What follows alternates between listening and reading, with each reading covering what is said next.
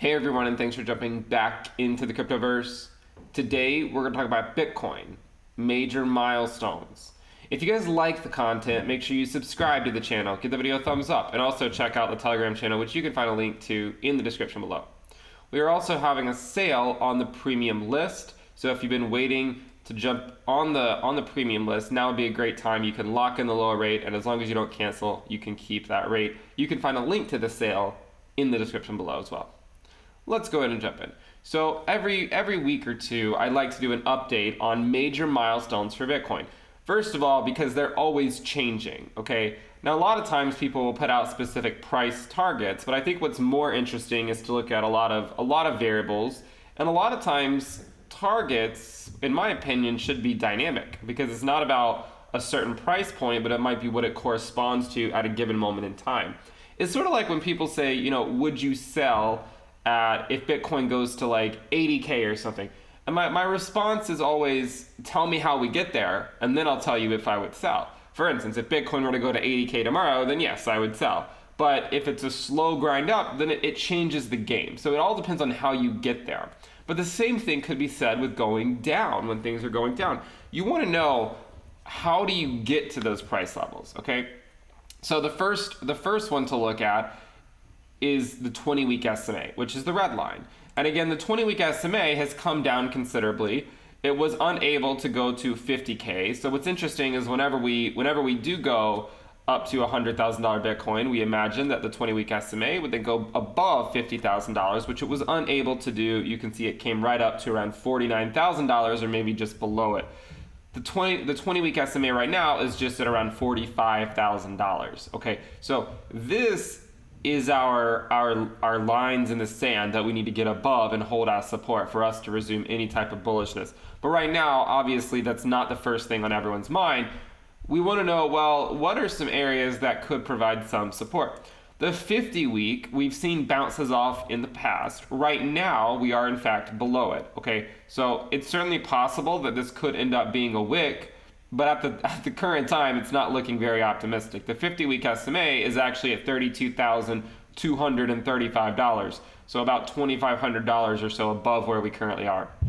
Now, anyone who's been in crypto for a number of years will know that there's one moving average that tends to be the bottom if you don't find the bottom before then, okay? So that's sort of where you look to say, well, if every other support fails, then that is the place where we would imagine it would not fail.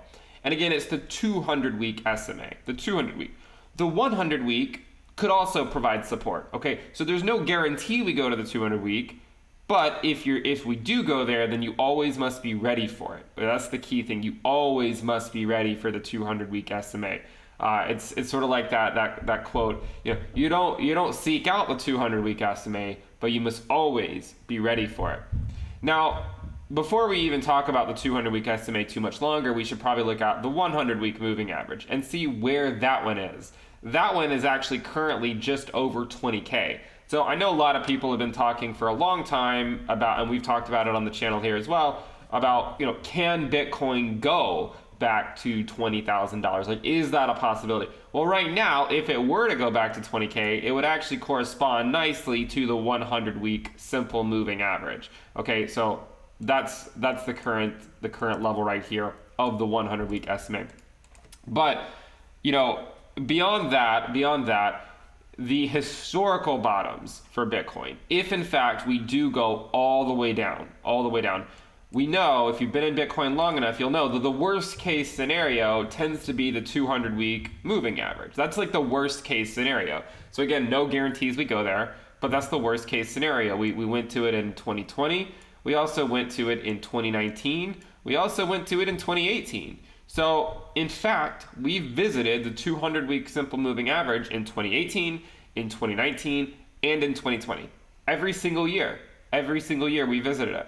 The last time we spent an entire year not visiting it was in 2017. And in fact, before 2018, it had been a number of years before we had seen it, back in 2015. We always said, though, to expect future cycles to be very different from prior cycles. This cycle tested it a couple times and then didn't test it again for another year I mean, it was a full year later before it tested it again. And you might say, well, then it doesn't really look like the bottom. Well, actually, it more or less was on the weekly time frame. There was a close slightly below it, but you will note that the bottom of the wick ended up being the 300-week moving average. Okay, that was the 300-week moving average. But regardless, on the weekly time frame, the 200-week simple moving average tends to be the worst case scenario in the event of a sustained drop. And the reason why that's interesting now is because, again, the 200-week SMA is at $13,969. So it is approaching $14,000. So those are the key milestones to watch. Okay, we have the most bullish case at this point would be that this becomes a wick. This becomes a wick, and we bounce off the 50-week like we've done in the past, like we did here, like we did here, like we did, right here. And then if you go back even further, like at this point here, we had a wick below it, but we still bounced off of it. That would be the most bullish scenario. A more bearish scenario would be going back to, say, 20K. And so 20K would actually be the prior all-time high from 2017. Okay, that would sort of be I'm sure a ton of support would come out. Well, I guess I shouldn't be sure of anything, but I'm guessing a lot of people would try to come out and defend the line at 20K. You can see how many people have tried defending the line at 30K and just below it, because we've been sitting at these levels for about 2 months. This is where the bottom has been for the last 2 months. So a lot of bulls have come out to at least try to hold the line at 30K. My guess is that if we were to go to 20K, we would have even more bulls coming out to hold the line. And so eventually, as you go to lower and lower prices, you have more people willing to buy Bitcoin. And then at some point, you finally reach the point where the bulls can overpower the bears. But until that happens, the bears remain in control. Okay. The other thing we've looked at, several times, are the daily moving averages. So we've talked a lot about these daily moving averages as well, but right now we're frankly below all of them. Okay, we're below all of the major ones we look at: the 20-day, the 50-day, the 100-day, and the 200-day. And in fact, we recently had a cross of the 100-day and the 200-day moving average, similar to we had a cross of the 50-day and the 200-day moving average not too long ago. So right now we're below all of them. And until Bitcoin has some type of momentum shift back up to the upside, it's almost not even worth talking about so much, because when the market's trending down, the momentum is going down. So the more likely direction, for the last 2 months, has been down. And this is why we said, prepare for an intermediate bear market in this journey that we're on. I would also say to take a look at, the RSI, because I think that could provide some insight into when the tides may finally turn in the bulls' favor. So far, you can see we're just continuing to put in lower highs on the daily RSI.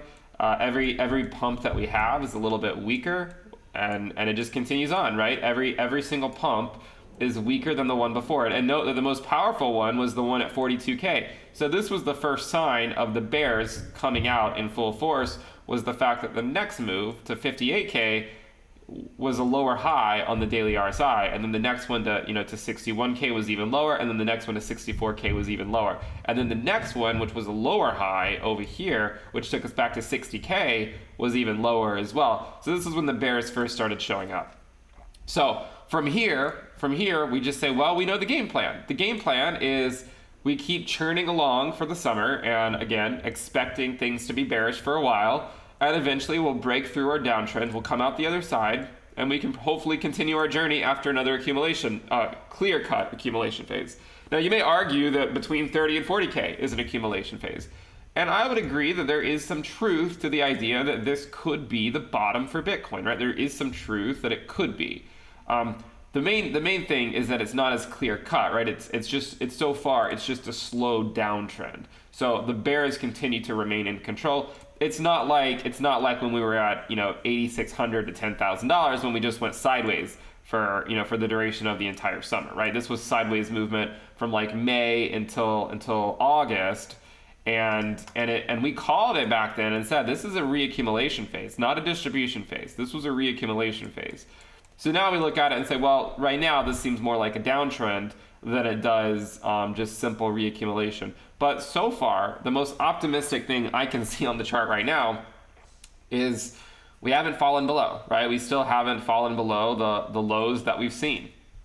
We're essentially at those same levels. So let's just keep churning away. We'll keep an eye on these moving averages. If we do go down past, below 29K, there's obviously 25K. 20K is the prior all-time high. It also corresponds to the 100-week moving average. And then the 200-week corresponds to around $14,000. But note that every single week, these values are going up. Okay, so they're increasing on a weekly basis. If you go back and look at the weekly moving averages, you can see that the 20-week is starting to come down, but the 50-week is still moving up, the 100-week is still moving up, and the 200-week simple moving average. All of them are continuing to move up in a monotonic fashion.